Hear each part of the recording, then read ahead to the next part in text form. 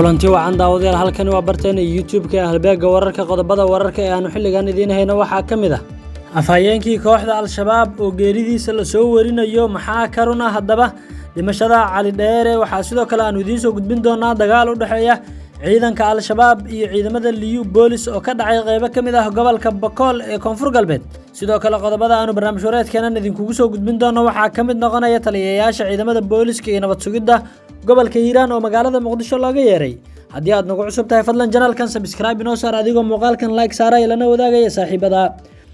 وهجاك داود يالو هرينتي هدي aynu ku bilowno warbaahinta ciidamada dawladda Soomaaliya ee SN Radio ayaa waxa ay sheegtay in uu afhayeenkii kooxda al-shabaab Cali Dheere u dhintay dhaawac ka soo gaaray dagaal dhawaan ka dhacay qaybo kamid ah gobolka Hiiraan inkastoo aan si madax banaan loo xaqiijin karin warkan ka soo baxay warbaahinta ciidamada dawladda Soomaaliya haddana ma jirto warbaahin kale oo madax banaan oo warisay in Cali Dheere uu geeriyooday qoraal xalay lagu daabacay bogga Facebook ee warbaahinta codka ciidamada qalabka sida ayaa lagu yiri xog muhiim ah oo warbaahinta codka ciidamada SN Radio ee heshay ilo lagu kalsoonaan karana ay ka heshay ayaa waxa ay sheegayaan in afhayeenka argagixisada al-shabaab dhagarqabe Cali Dheere axadii la soo dhaafay afartii barkii galabnimo uu ku geeriyooday degmada Aadan Yabaal ee gobolka Shabeellaha Dhexe qoraalka lagu daabacay warbaahinta ciidamada qalabka sida boggooda Facebook ayaa waxa intaas lagu daray in Cali Dheere uu maalmahan isbitaal la jiifay dhaawac culus oo ka soo gaaray dagaal ciidanka xoogga iyo shacabka xoreynta Hiiraan ay al-shabaab kula galeen deegaanka Ceel Qooxle oo gobolka Hiiraan ka tirsan Khamiistii ee soo dhaaftay ee 29kii Sebtembar 2022 haddii sida raadiyaha ciidanka dawladda wax u sheegay ay u jiraan waxa isweydiin mudan sababta aysan mas'uuliyiinta dawladda arintaas uga hadlin ilaa iminka dawladda federaalka ah ee Soomaaliya ayaa marka xubin sare oo ka tirsan kooxda al-shabaab la dilo waxa inta badan soo saaraan qoraallo rasmi ah oo la soo mariyo wasaaradda warfaafinta Soomaaliya saddex maalin ka hor qoraal ka soo baxay wasaaradda warfaafinta ee xukuumadda Soomaaliya ayaa lagu sheegay in Cabdullaahi Nadiir oo kamid ahaa aasaasyaasha kooxda al-shabaab lagu dilay duqeyn diyaaradeed oo ka dhacday koonfurta Soomaaliya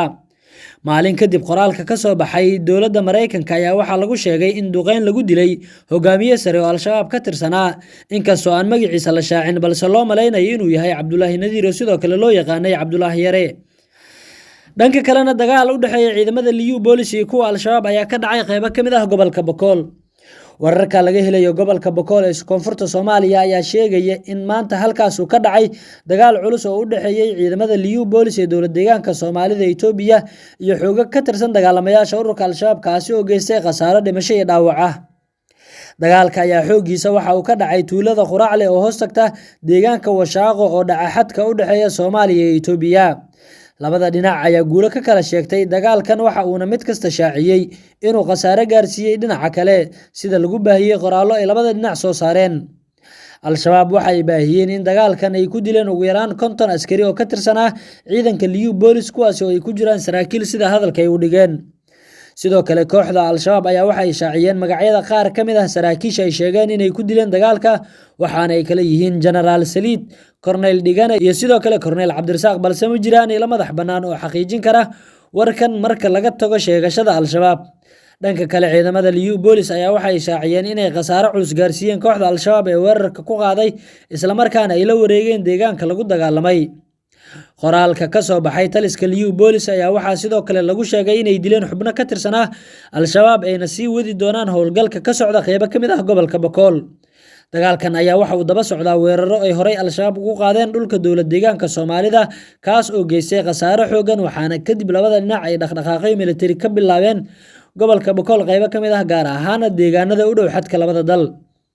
وهجاك داود يال مركنا قبل كهيران حبنا كتير سند قال لما ياشا أورك الشباب أيال سوورين يا إن لقوا قبتي مقالة بلد وينه إذا ماذا أمان كجارهان كوا بوليس كيا هول قلع على سوحة يكودان مقالة بلد وينه حرمته قبل كهيران كدي مركز سنين إنه كسو قدمنا هالكاسي يكدعين قرح يسعد حجي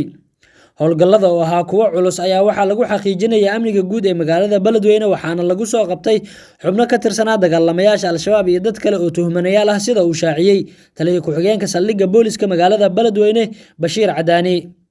taliye ku-xigeenka Beledweyne ayaa waxa uu sheegay in baaritaano dheeraad ah ay ku hayaan xubnaha la soo qabtay kuwaasi oo lagu xiray saldhigga magaalada Beledweyne isagoo sheegay inay sii wadayaan howlgallada amniga lagu xaqiijinayo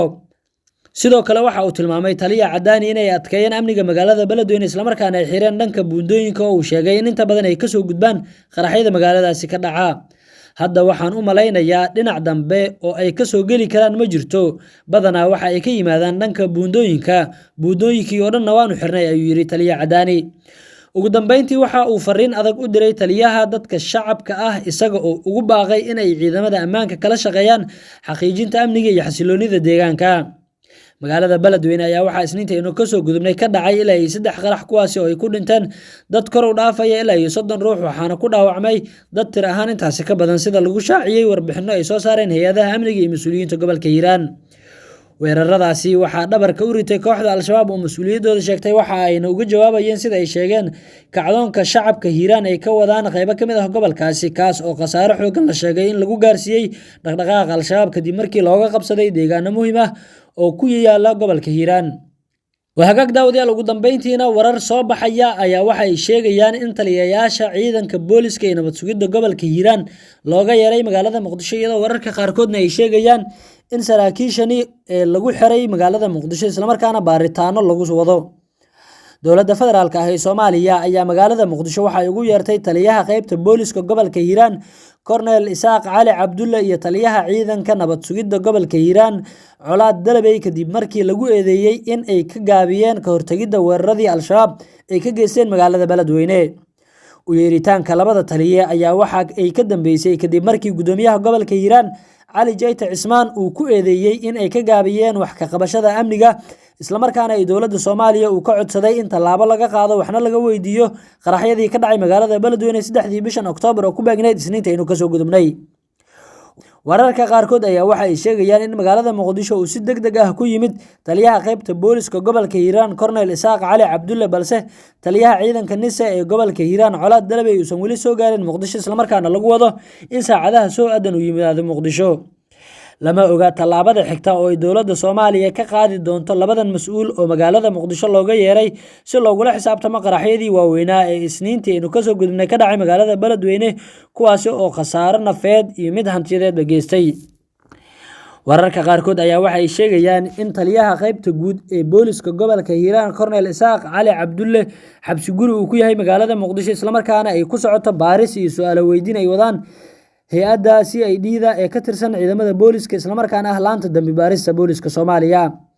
guud ahaan daawadayaal wararkii ugu dambeeyay ee Soomaaliya oo aan xilligan idin kala socodsiinaynay barteena YouTube-ka halbeega wararka waa nageynta